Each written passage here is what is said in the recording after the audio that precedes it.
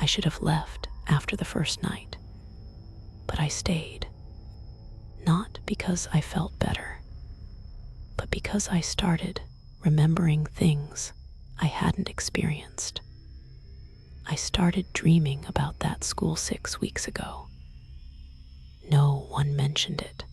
No news came up when I searched online. But that first night, when I found myself standing in front of the rusty iron gate, the red brick wall, and the sign, Pritchard Hollow Public School, I knew it existed. In my dreams, I always stood in the same spot, in the middle of the backyard, where the brass bell hung suspended from a rotting wooden frame. No wind, no sound, just dust and time clinging to every detail. But I wasn't afraid. It felt like coming home. The next morning, I looked it up, and I was shocked to find out Pritchard Hollow was real.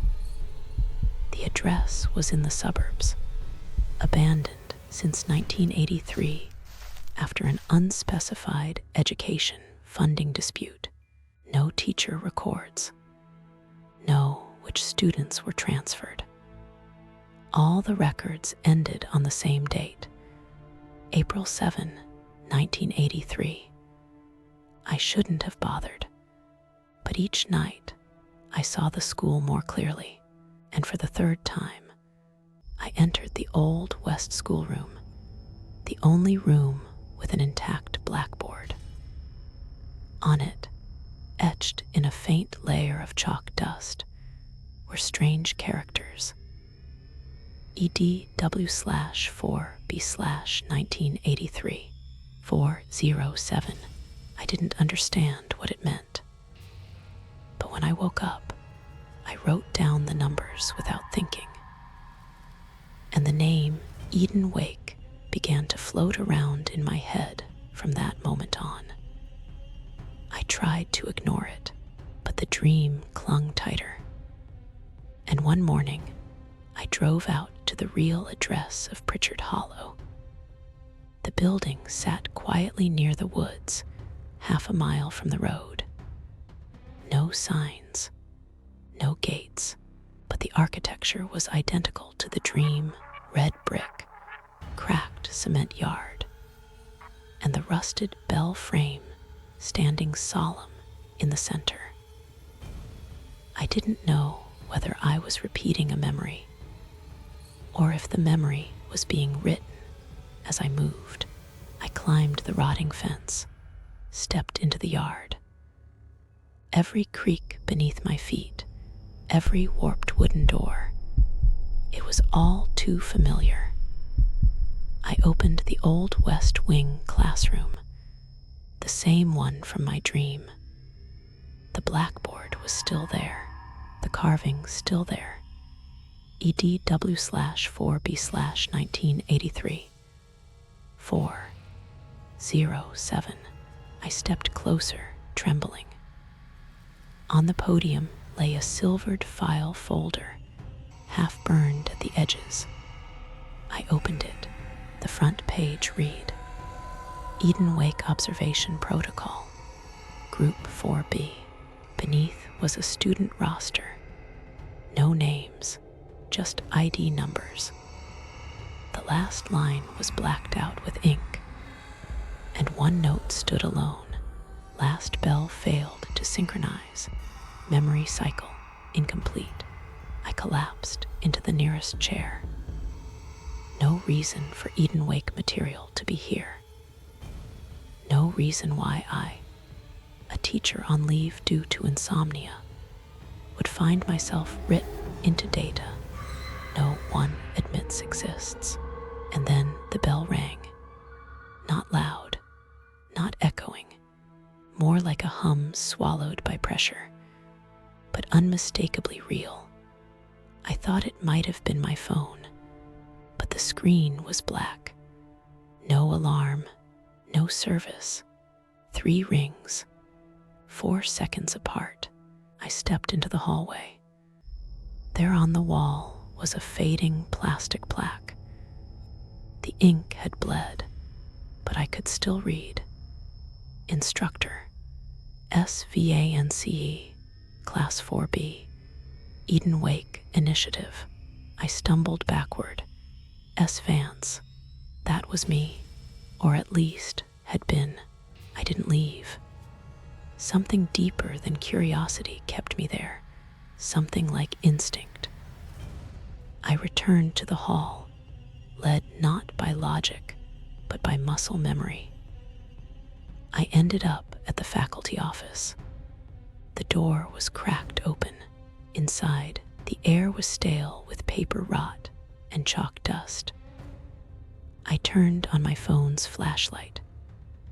On the wall were black and white class photos, their edges curled and crumbling. One had fallen face down. I flipped it over. Class 4B, March 1983. The teacher in the center. 12 students lined up. One adult at the far right, face blurred by water damage. But even in that faded outline, I recognized myself, not someone who looked like me. Standing with hands in pockets, head tilted slightly left, my exact posture. I backed out of the room, shaking. And then I heard my voice coming from the old classroom, not speaking, teaching, steady, calm, word for word. And as we've learned, Eden isn't a place. It's a moment before the bell rings. I ran, reached the door. No one inside, but my voice kept going. I scanned with my light and froze. At the podium stood a figure, back turned, one hand resting on the desk. Motionless, I called out. No answer. I stepped forward. With each step, the room seemed to breathe, walls swelling, creaking. The figure began to turn. It was me, not similar, not distorted, me, as if pulled out of a mirror. But the eyes were blank. The face held no expression. It didn't even seem to notice me, just stared at the blackboard behind it. I wanted to scream, but my breath caught. Then it moved. Its right hand rose slowly. It touched the board and scratched beneath the carved code. Wake sync incomplete. Run bell sequence again. I stumbled back. It turned its face fully toward me and whispered in a dry, static voice, "You weren't supposed to come back. The bell hasn't rung yet." I ran. I don't know from where or to where. I only knew my footsteps were being recorded, etched into something I couldn't see. And behind me, always one step behind, came someone else's feet, always offset by a single pace, never rushing, always following. I reached the main yard. It was dusk, or maybe dawn. The light bent unnaturally, casting long, thin shadows. The bell tower loomed. On the ground beneath it was a folded scrap of paper. I picked it up. The writing smeared with moisture, but still legible. Subject 4B, recall cycle, failed, resynchronizing bell. Then the bell rang, louder than ever. It vibrated through my bones, my ribs, my thoughts. And as it rang, I saw myself everywhere, in the hallway, in the classroom, in the yard, multiple versions of me, frozen, staring in different directions. Same face, same posture, none of them blinking. I collapsed. Somewhere above, a recording played from an unseen speaker. Class 4B, bell synchronization complete.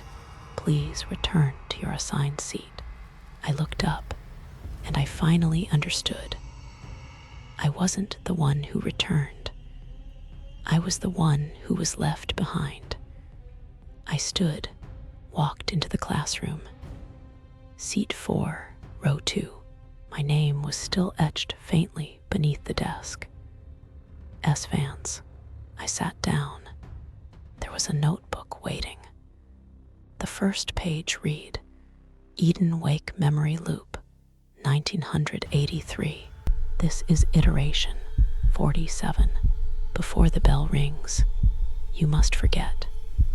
I picked up the pen, my hand steady. In the window beside me, I caught my reflection, smiling. Even though I was